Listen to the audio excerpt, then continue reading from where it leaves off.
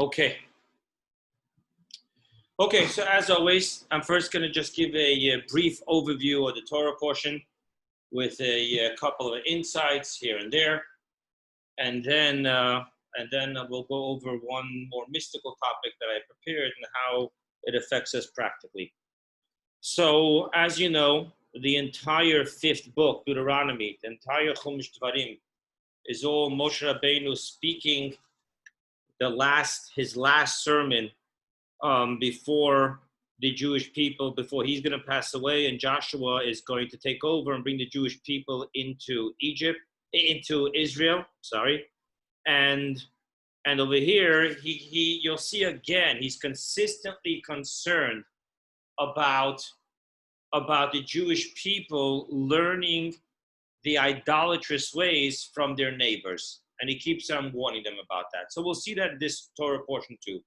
The topic that I'm going to end up focusing on is the very first blessing at the very first verse, the very first verse of this week's Torah portion. Re'eh, Moses says, see, Anochi nosen lefnechem, I am placing before you. That means over here, Moses is talking nothing more as a prophet of God. Moses didn't give us anything, but it's God that gave us. And he's telling us that, see, that I'm placing before you today the blessing and the curse. And he goes on to say that the blessing, if you follow the mitzvot of Hashem, and the curse if you turn away and you don't. And then he starts giving again all these commandments, all focusing. He talks about the famous story that Joshua would later do, that they brought the big stones out of the Jordan when they crossed the Jordan, and they brought it to the mountains, the two mountains. One was called Mount Gerizim and one was called Mount Abel. There's a three-way argument in the Talmud of exactly how the Jewish people were set up, whether they were all standing on the ground or whether 6 were standing on one mountain, 6 were standing on the other mountain, where the tribe of Levi themselves stood. There's arguments. The simple story is that the tribe of the Kohanim stayed in the valley. Six tribes went onto one mountain, 6 tribes onto the other mountain, and from there, the Kohanim said, the entire blessing and the curse. Blessed be he who does A and B, and everyone would answer Amen. Cursed be he who does so and so, and everyone would answer Amen. And that is the covenant entering into Israel with which they made with the Torah and with God. And then he goes on to say in chapter 12, he goes on again to warn that you're going to enter into the land of Israel, and in the land of Israel, you're going to see the other nations that you have to conquer, and you're going to come across their idols, you're going to come across the adornments of the idols, and you should know that you should not allow any of it to remain, and you shouldn't start wondering, I wonder what it is to practice their religion, but rather remain faithful to the Torah. And he goes on, and he talks about the place where God will choose. I want to stop for a moment, and I want to give a little bit of history here. So, interesting enough, there is nowhere in the 5 books of Moses that it talks about Jerusalem. It only talks about the land of Israel. Rashi tells us and extrapolates from different verses that's talking about Israel. But it's important to know the history. When the Jewish people came into Israel, they didn't immediately build a temple in Jerusalem. Jerusalem wasn't to become the capital until an interesting story happened between King David and God. So what happens originally is that it stood for 369 years in a place called Shiloh. And over there was the first transformation, that no more was it made out of connected beams the way it was in the desert when it had to be mobile, but rather it had permanent walls. But in Shiloh, it still didn't have the roof. After 369 years, there was a terrible story with the high priest and then a war, and the ark actually was conquered. And then from there, it went on further, and it went through different places a short amount of time until finally King David was going to bring it to Jerusalem. Now, what happened was when they reconquered the ark was originally placed in a tent. And we're taught how King David was looking out of his palace window, and he sees the ark in a tent, and he says, how could it be that I'm living in a palace and God's ark is living in a tent? Now, at the time originally, that piece of Israel, which is Jerusalem, didn't even belong to the Jews yet. It was a very interesting scenario how that thing happened. But one day when King David is questioning God, where, and God tells him he should look at the sacrifice brought by so-and-so, and King David saw a miracle happen, that upon the altar that this person had in Jerusalem on Temple Mount, there was the smoke went straight up. Now, everyone knows that Jerusalem, especially the mountaintop, is windy. So he realized that this is a miracle, and he realized this is God telling him exactly, precisely where the gate to heaven is. And that, we're taught, was exactly the spot where Adam was created from. It says that God took earth and formed the body. By Yitzhar, he formed the body from the earth. So our sages tell us that God said, let me take the sand from the place of mankind's atonement, which would be the altar. And that is also where Noah built the ark when he came out of, where he built the altar when he came out of the ark. We're also taught that that's precisely where Isaac was brought onto the altar by Abraham. It's also where Jacob had the dream with the angels going up and down the ladder. This was a very specific spot, and that's how ultimately through King David, by being told by God to keep an eye out for that situation and that experience, that's how Jerusalem became the capital, and the mountain, the Temple Mount, became known as the precise spot of the Holy Temple. Now, of the Holy Temple itself, just that you should know, the most precise spot that has to be perfect is the place of the altar, not the place of the ark. And that is why, after the first destruction and spending 70 years in Babylon, the prophets came back to build, when they built the second temple, just to prophesy on the precise spot of the altar. And that till this very day, because that was shown to King David to be exactly aligned where Jerusalem in heaven is, the Jerusalem, the spiritual Jerusalem, and that's the gateway. And that's why till this very day, regardless where in the world you're praying, you always pray towards Jerusalem. So I just wanted to share that with you, because it talks about here when God says, and when it'll come the time when there's the chosen place, no one can anymore go ahead and just create a mini altar called a bama to bring a sacrifice, but rather it has to be precisely in that spot.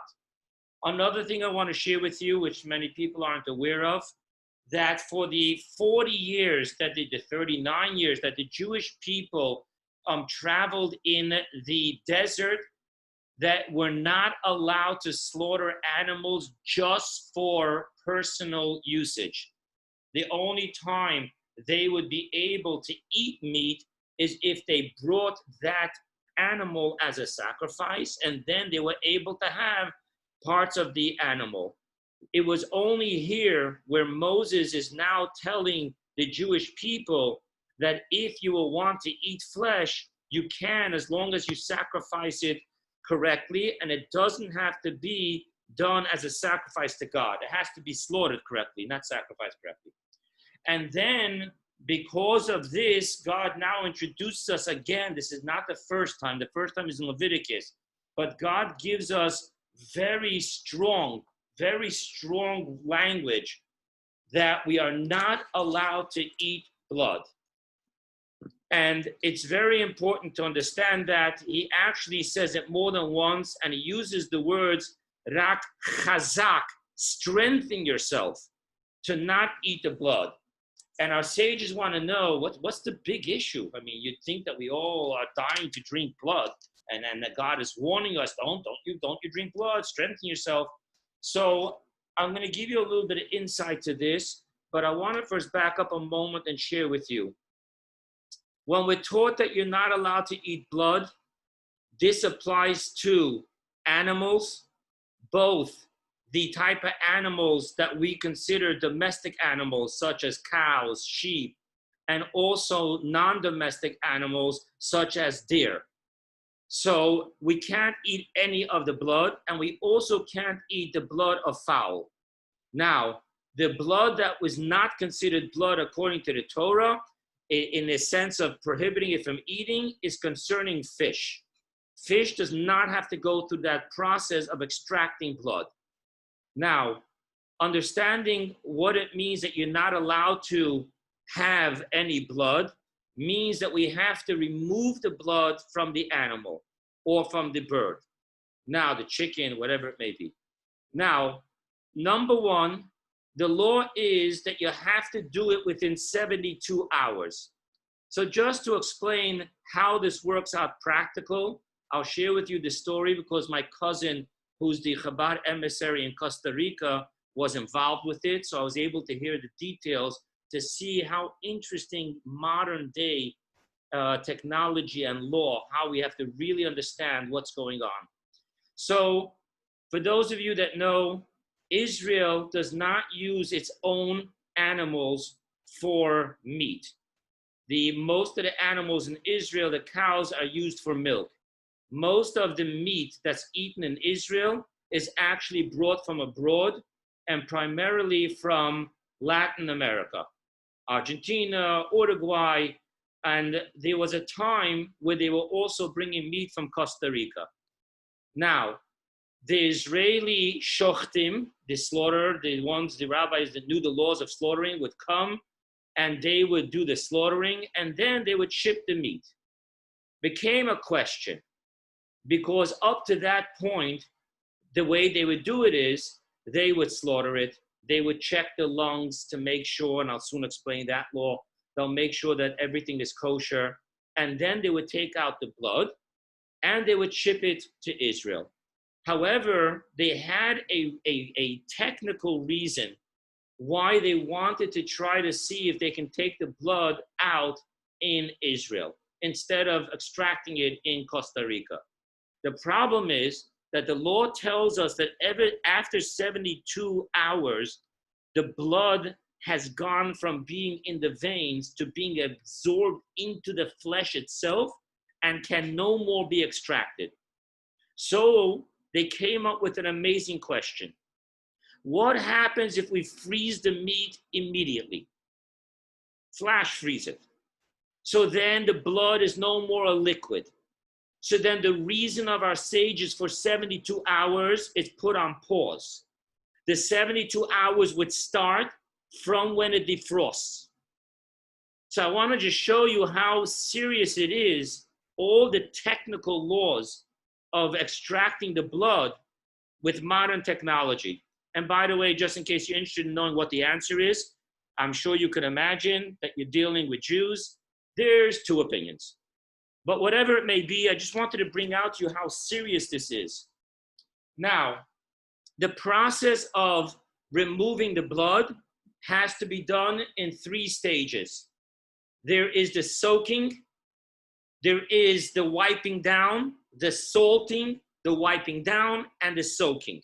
By the way, just that you should know, again, modern technology working hand in hand with Jewish law, the Empire Chicken Plant has created, long ago already, they created a belt in which the chicken is on, And literally from the slaughtering of the chicken, where the shochtim are lined up, until that belt finishes, it takes over 2 hours.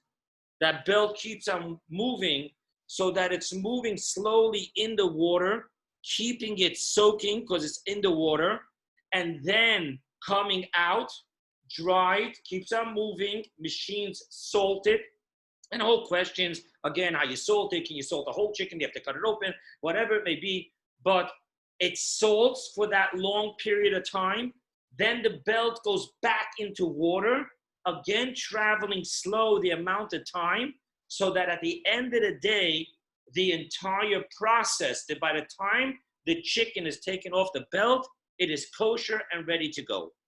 By the way, so that you should know, this is all very modern. Once upon a time, it wasn't like that.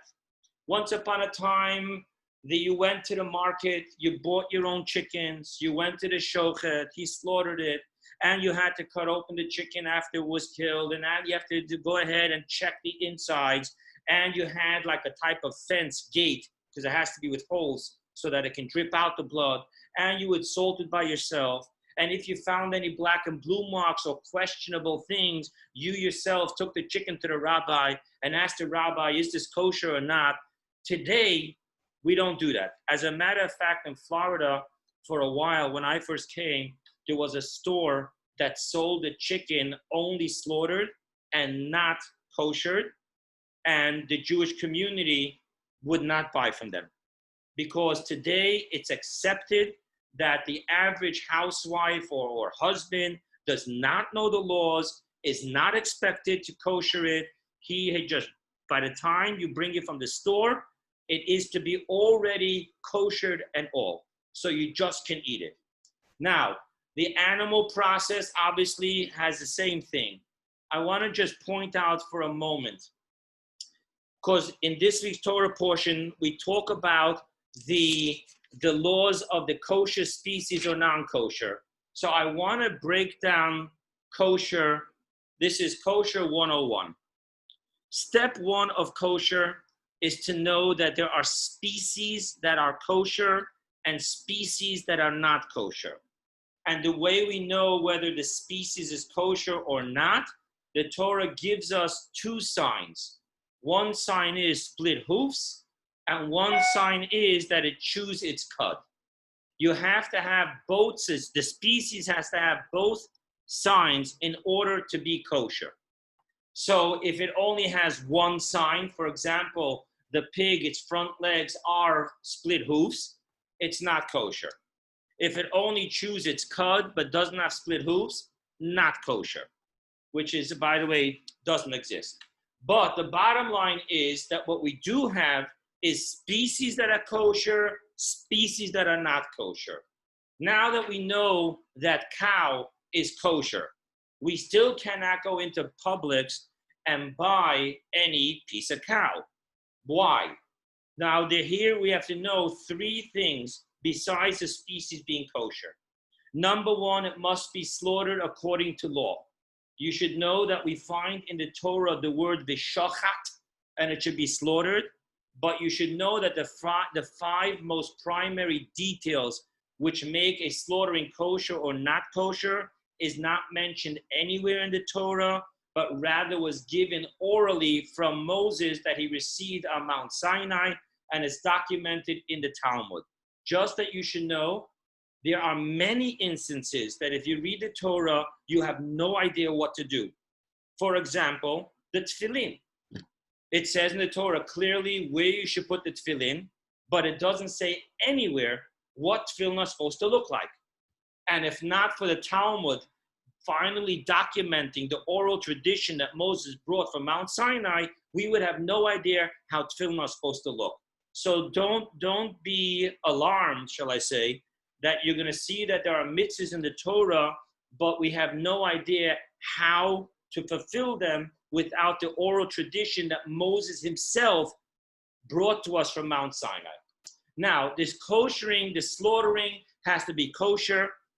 And after it's slaughtered in kosher way, there's another thing that you have to know.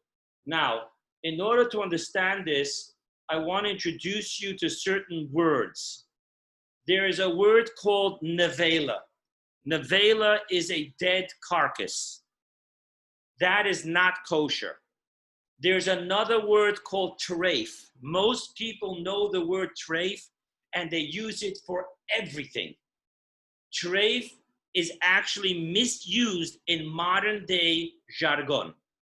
The word treif means toraf. It was attacked by a lion. So there's two different concepts in a kosher species animal. If it was not slaughtered right, it's called nevela. But what happens if when we open up the cow, we slaughtered it right, we koshered it right, we opened it up and we see that the cow was wounded a fatal wound. Now, the definition of a fatal wound means that it would not be able to survive 12 months. That is a definition of treif. One of these examples would be a punctured lung. Punctured lung introduces a very famous word called glatt kosher. Once again, the word glatt kosher is completely misused by the masses. And it's not ignorance. It just became the jargon. That's the way we talk. The word glatt applies only with meat, not even with fowl. In other words, the word glatt is a word in Yiddish. It's not even Hebrew. And it means smooth. In Hebrew proper, it's not called glatt, it's called chalak. Now, where does this word chalak come from? It comes from the fact that was the lung smooth or did it have scabs? Why is that such a big issue? For European Jews, this was a humongous issue because of what they ate and because of temperature and different weather changes causing mucus. You know, the inside of an animal, when you look at a science book, it looks very organized and pretty. But in real life, it's not. There's a bunch of gook going on there. And therefore, whenever there's any form of scab on a lung, we are worried. What happened here? Was it just the cow had pneumonia or sniffles and it just got dirty and it hardened? Or did science, the biology of the animal, heal itself by covering a puncture in the lung with a scab to save its life? Which is the way God has created the body to continuously, protect itself. Now, in order to do that, I just want to tell you how we do it today. What we do today is we go ahead and Ashkenazim, not Sephardim. And I will share with you why. Ashkenazim have a rule. The first two scabs we will peel to see if there's a hole under it. Once there's a third scab, we don't touch the animal. The reason is because Ashkenazim historically lived in wet climates. It was almost impossible to find any animal that would have a lung with 0 scabs. Thus, the rabbis instituted that up to 3 scabs will check. Now, the rabbis had a right to institute that because biblically speaking, you can check 100 scabs. The problem is not the scabs. The problem is if there's a hole. The Sephardim, which historically did not live in that type of climate, but more in the hot climate, they didn't have these problems. And that's why up to this day, you have something called Chalak Bet Yosef Cairo, which means that the lung had 0 scabs. Now, the Ashkenazim and the Sephardim, they had to check for holes. And the way we do it is we have a huge tank of water. We take the lung, we take the top of the lung, we put we connect a pipe, put it into the water, shoot air into the lung. If there's any bubbles, that's not good. Now, I'm just telling you the famous thing, the lungs. But actually, for becoming a rabbi, I had to actually learn the laws and do the test. And literally, We went through every organ of the body of the animal to know which is a life-saving organ and which not. Which can the animal do without and which not. So just that you know, that's the laws of treif. So now you know that to have a kosher piece of meat, you need to have A, kosher species, B, slaughtered right, C, checked that the animal was not in any health position that it could not live for 12 months on its own. The next thing, as I mentioned to you, is the salting to make sure that there's no blood. I just want you to know that it is very normal. I remember my grandparents doing it. When you get to a certain age and because of your heart, you have to be careful with sodium. Kosher chicken and meat is a huge issue. It is impossible to get a kosher piece of meat that won't be high in sodium because of the salting process. So I will just tell you what I have witnessed, and you know, it's part of life. They would actually soak the meat or the chicken overnight so that in the house. So try to get the salt out so that when you cooked it the next day, it wasn't high in sodium. Now, this is concerning animals. Concerning birds, you should know that from the biblical perspective, there is no signs. There is a list of non-kosher birds, which means that most birds are kosher.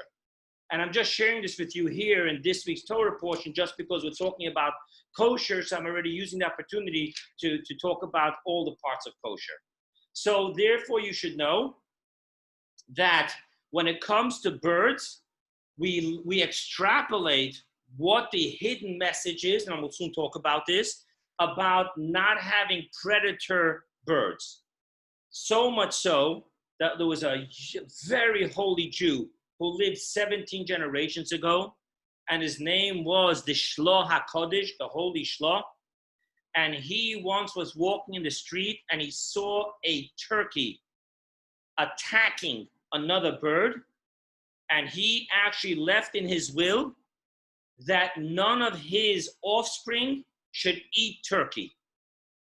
By the way, I don't know if my father, who's on this Zoom with us, if he remembers this, but I have a classmate who's the son of the Rebbe's secretary. His name is Klein. Benjamin Klein's son, Levi, is my classmate. And one time he was in our house, and my mother served sliced turkey, Lubavitcher Shchita sliced turkey. And he said, "I'm sorry, ma'am, I can't eat this." And my mother was, "Why are you kidding me? I went out of my way to buy Chabad turkey special." You know, Chabad means Chabad slaughtering. The turkey was never Chabad. But anyway, be it as it may, he actually told my mother the story, and he says nothing what to do. It's just our family. We don't eat turkey. Again, why did the Shloh HaKodesh write this? Because he saw the turkey being predatory. And we're soon going to talk about the deeper meaning of eating and kosher. Also, I want to share with you fish. Fish have to have fins and scales. So also, just that you should know, the fish does not need slaughtering. The bird and the animals do. Fish don't. Okay. Another thing, I just want to use this opportunity to really get some 101, even though it's not in the Parsha, but the Parsha allowed me to open the door for the laws of kosher, so I want to just share about it. Another thing you should know is that when it comes to the laws of kosher, there's a verse that says that you shall not cook a kid as in baby goat, kid in its mother's milk. And it says it 3 times. Now, I want to share with you that studying the Torah is like playing Monopoly.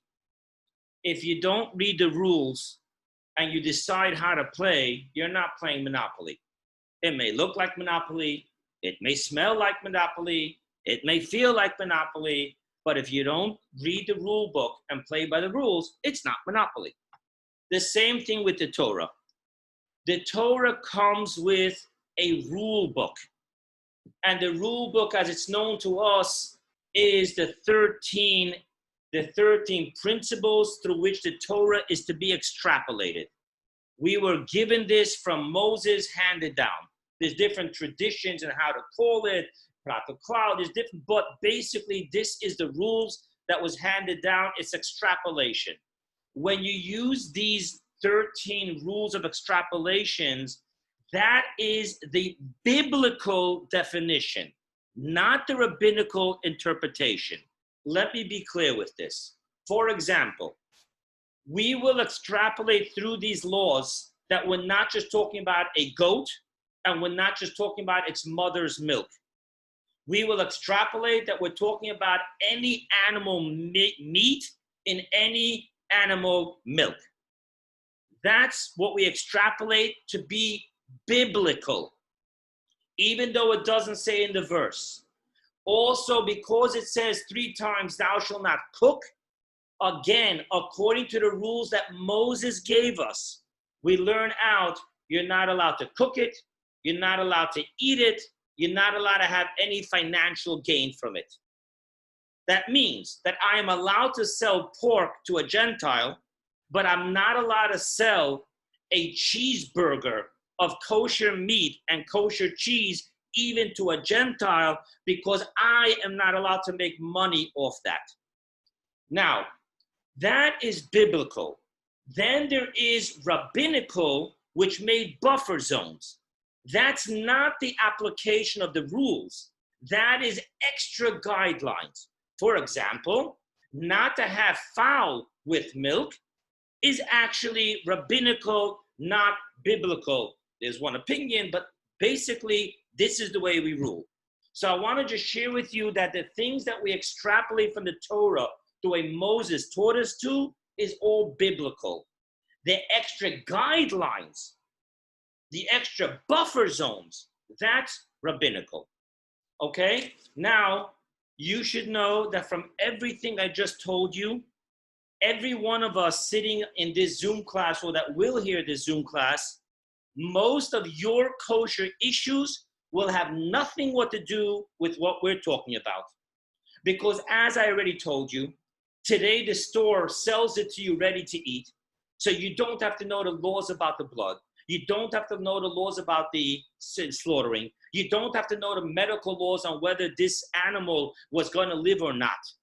So what happens between you and me in modern day commercial kosher is primarily the issue of the kitchen and the separation of meat and milk. Now, yes, there will be some times that you're going to have other issues. You brought something into the house, you didn't realize, you thought it was a kosher symbol, it wasn't a kosher symbol. Yes, but for those who live in America who have all these kosher symbols, Circle K, Circle U, Badatz, I can list you a whole list that you can just go on online, just go to crc.com, which is the Chicago Rabbinical Council, and they actually have a list of all the kosher symbols that are acceptable where they come from. What will become a problem for you and me is, oy gewalt, Tati, what do? I just by mistake used this spatula and I didn't realize, and this is now the chicken soup and this is the dairy spatula, what do? That's going to be what we deal with today more than anything, which is very interesting because if you follow what I just told you, not you're going to eat the spatula and not you're going to eat the pot. That means that the issue here that we're worried about is that if you cook chicken in this pot, heat expands the pores. It absorbed chicken flavor. Then you went and you cooked it up again. And this time you had something dairy involved. Now you have expansion of pores, meat flavor, chicken flavor into the food. I'm sorry, meat flavor, milk flavor into the food. You got a problem now. That's going to be, and just sharing you, that is 99% of the phone calls that I get. And I want you to know about kosher. And I want you to know how technical this is. I'm really taking the time and making today about kosher so we can really understand it. So I get a phone call, a true story. I get a phone call. The family was religious. The mother was from Russia, didn't really know the law. She meant well. She went and she put this into the microwave. Then later the family comes home and they see that she put this into the microwave. They look at it and sure enough, OUD, which means it's dairy, and the microwave was a meat microwave. Now we have a big problem. The dish that she used, the microwave that she used, eating the food, what is the law? Interesting enough, I want to just tell you what was the law here. I didn't know this until then because I had to look into it.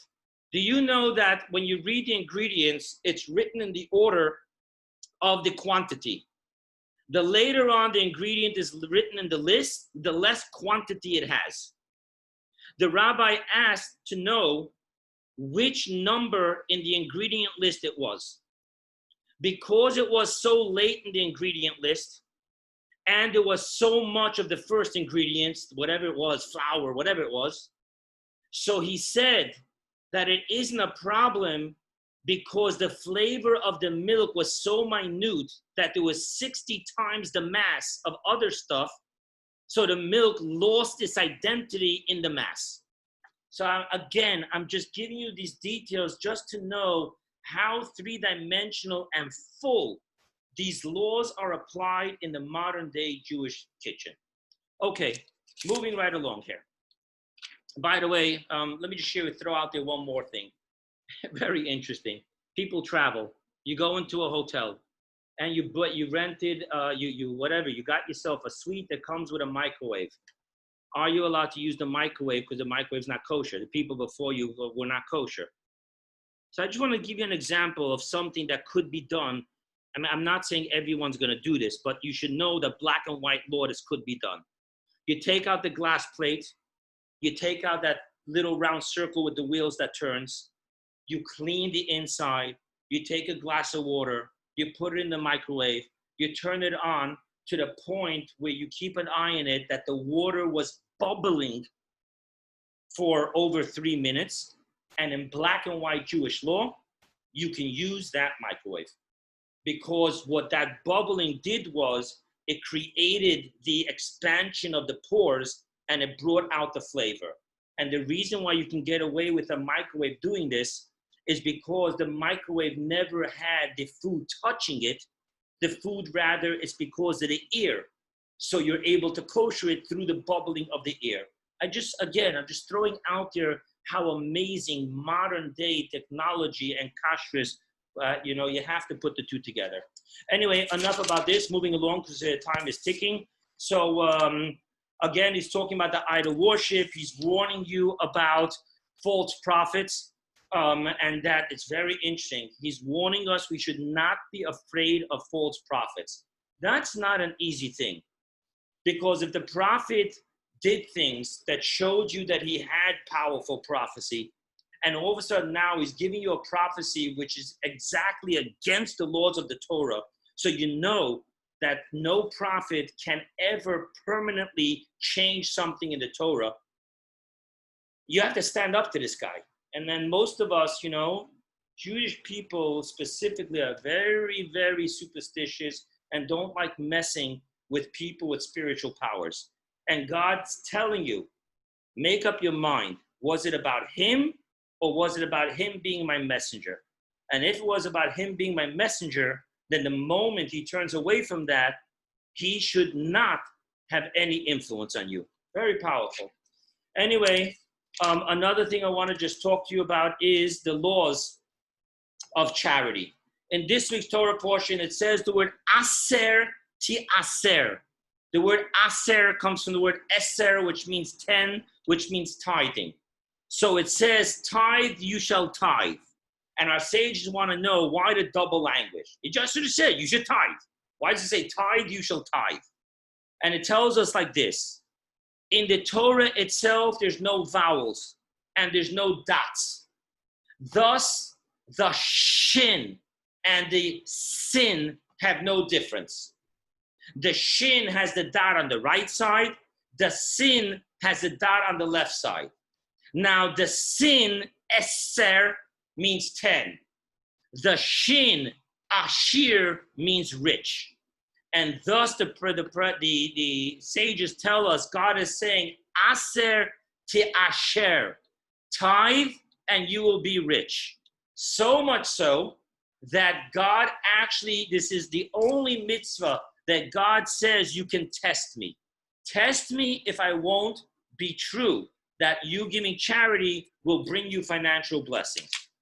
And then after that, it goes into the laws of the sabbatical laws, how it affects the fields, how it affects the slaves, and then it goes into the laws of all the holidays. And that's pretty much, in the briefest sense, an overview of this week's Torah portion.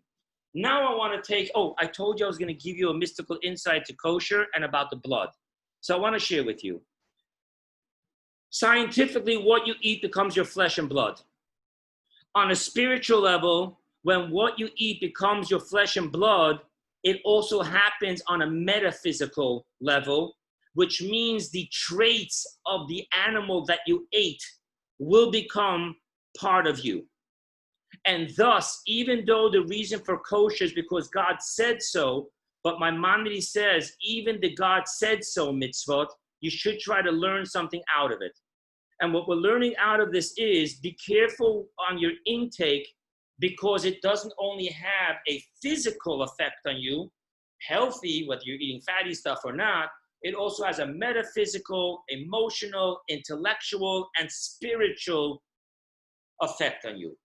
I just today saw in my studies a teaching of the Rebbe of blessed memory, where the Rebbe talks about what the problem with blood is. The Rebbe says that even though kosher species animals are not predators, but nevertheless, they don't have refined human qualities.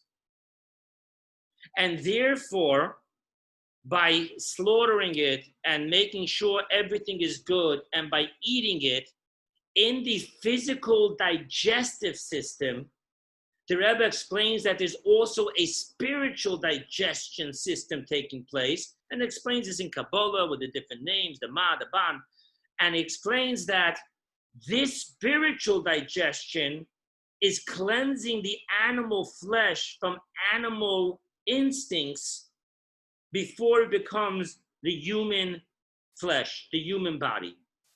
And then the Rebbe says like this, which is amazing. Because blood would not go through this digestive system as much as the food, in other words, it doesn't need to be extracted, the minerals and everything, it's already blood. Thus, it wouldn't have the digestive process which cleanses it from the animalistic in order to make it more digestible for the human. Thus, the Torah tells you stay away from blood. A very interesting insight of why blood, even of a kosher animal, should not be used. Now, with this being said, I know I'm going a little long today. I try to keep it 45 minutes, but I do want to share with you a very mystical insight with a very practical implication. The first verse, Re'esi anochi I, noisen lefnechem, am placing, I'm giving to you, hayom today, bracha, the blessing, uklala, and the curse. Now, this verse has a couple of questions. Why does it use the word anochi? That's a very powerful word for God. I, the essence. Why does it use the word lifnechem? I am giving before you, rather than using the regular language, nosen lechem, I'm giving to you. What does it mean before you, lifnechem? And the answer is as follows. The world was created in 10 utterances, and God said, let there be light, and God said, let the earth give forth, and God said, let the trees give forth, and God said, let the water get forth. So those are called utterances.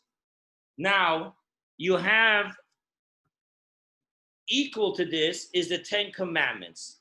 So you have 10 utterances and 10 commandments. Let's look at the difference between the two.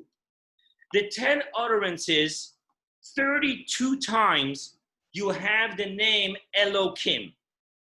Now, for those who have been around in my classes, you know that Elokim is the lower level of divinity. It's the linear. In other words, it's the finite.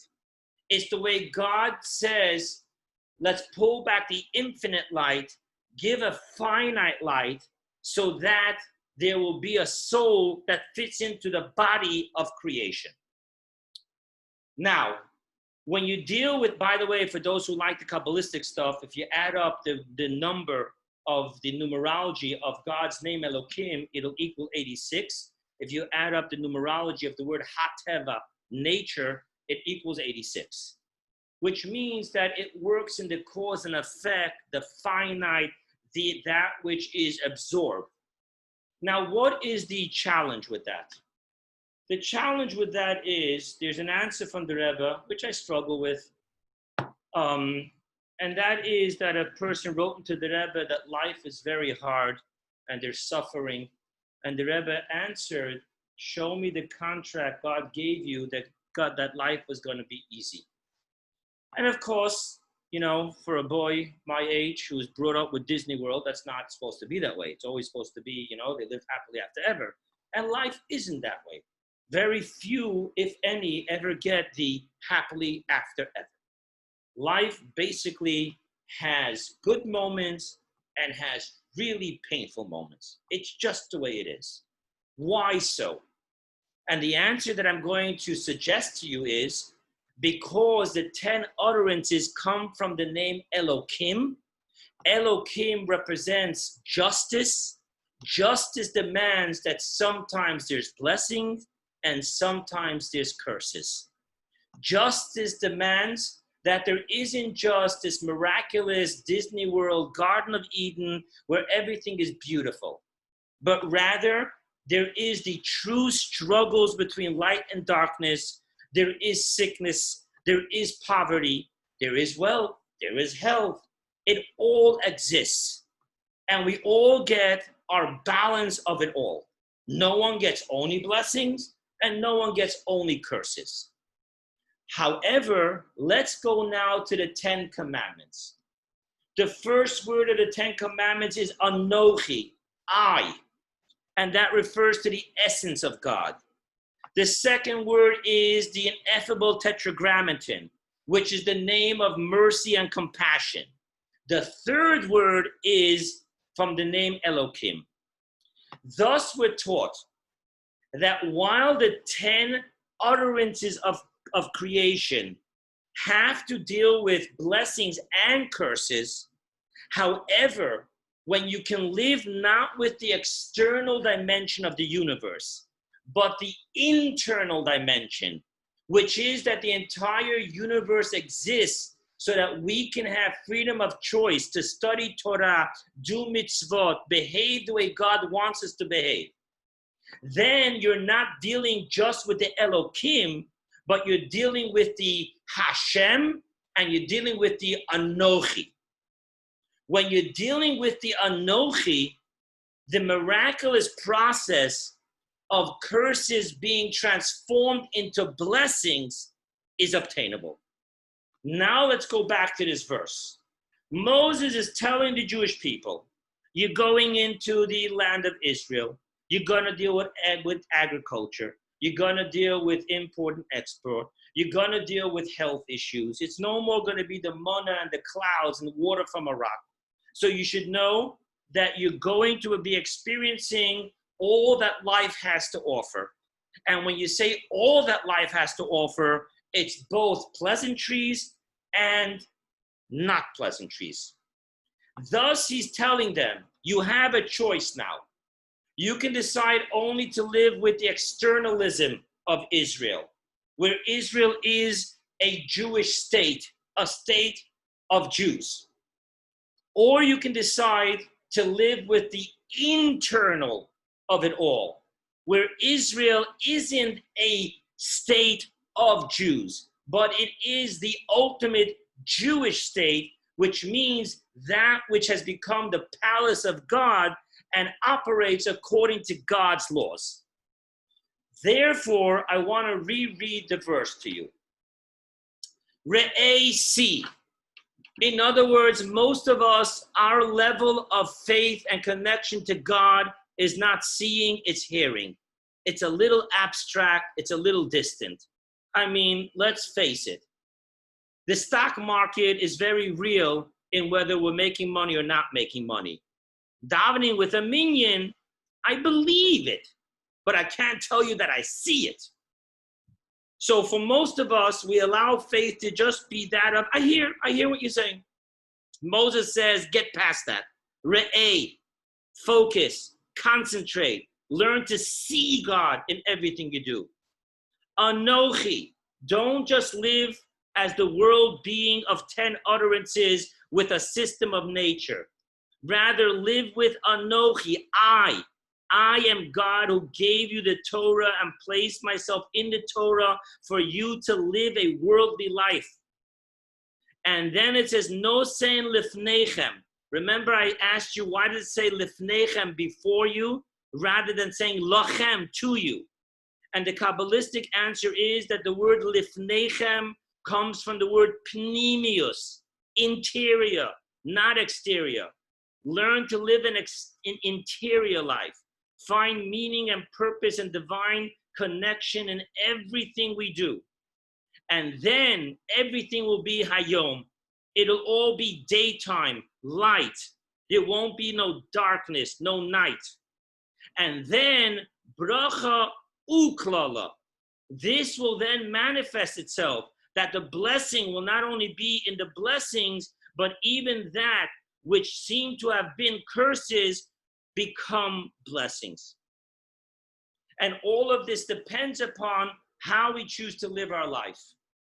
Do we choose to live our life that the heaven belongs to God, earth belongs to mankind, and yeah, God's rules work in mankind, but really, sickness and not sickness is primarily medical, not spiritual.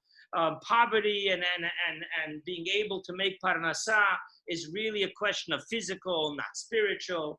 Yeah, I believe in the spiritual. Well, then we're subjecting ourselves to the external part of the spiritual evolution. So there's going to be blessings and there's going to be curses. However, if we can turn ourselves inwards, if we can start having a real, tangible conversation with God.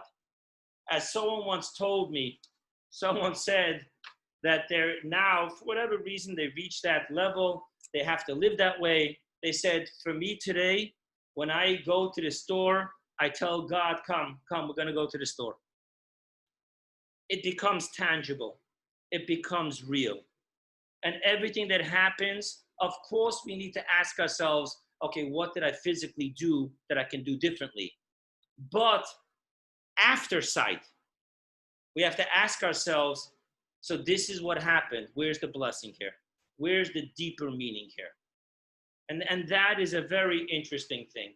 I'm going to share with you, my father's on the line and he's part of the story, but I wanted to share with you how this happened for me one moment practically. So my father and I were going shopping today for suits. And it ended up, my father found someone all the way up in Broward County. And I said, okay, let's go meet there. And out of nowhere, a conversation happens. He's Romanian. And he starts talking about his friend, a Romanian Jew. And then he happens to tell me, my mother was Jewish. I said, your mother's mother? Yeah, she was Jewish. From my mother's side, we're Jewish. But she married a Christian, and I'm Christian. And I said, according to Jewish law, you're Jewish. And he says, yeah, I know, I heard. The rabbis told me that according to Jewish law, I'm Jewish. Okay, conversation continues. We're talking about the suits. My father likes this suit, when it will be ready. And then I decided to do a rabbi move. I said, okay, listen, we're going to buy these 2 suits for you, but I want something in return. And he says, what? I said, you just told me you're Jewish. And you never had a bar mitzvah, you never put on tefillin. I have tefillin in my car, put on tefillin. And he looks at me and says, okay. And he put on a pair of tefillin for the first time in his life. And I'm driving back and I'm thinking to myself, what did I have to my father? Why do we have to go to this guy? There's enough stores. We actually went to stores. We went to Saks Fifth Avenue. What this guy somewhere who moved, my father remembers from when he lived in Fort Lauderdale, and I'm schlepping and this and that. And on the way back, I realized, what do you want to do? Do you want to live with the 10 utterances? and it just happens to be coincidence? Or do you want to live with the 10 Commandments? Do you want to hear God from a distance? Or do you want to see the internal message in everything? And when it's an internal message, all of a sudden I realized that God blessed my father and me to be a messenger to touch a Jew's life, to have him put on tefillin for the first time. And all of a sudden, the whole schlepping and the heat and the this and the that, there's no curses. It's all blessings. Thank you, God, for using me for this. I'm done with the class. I'm opening up.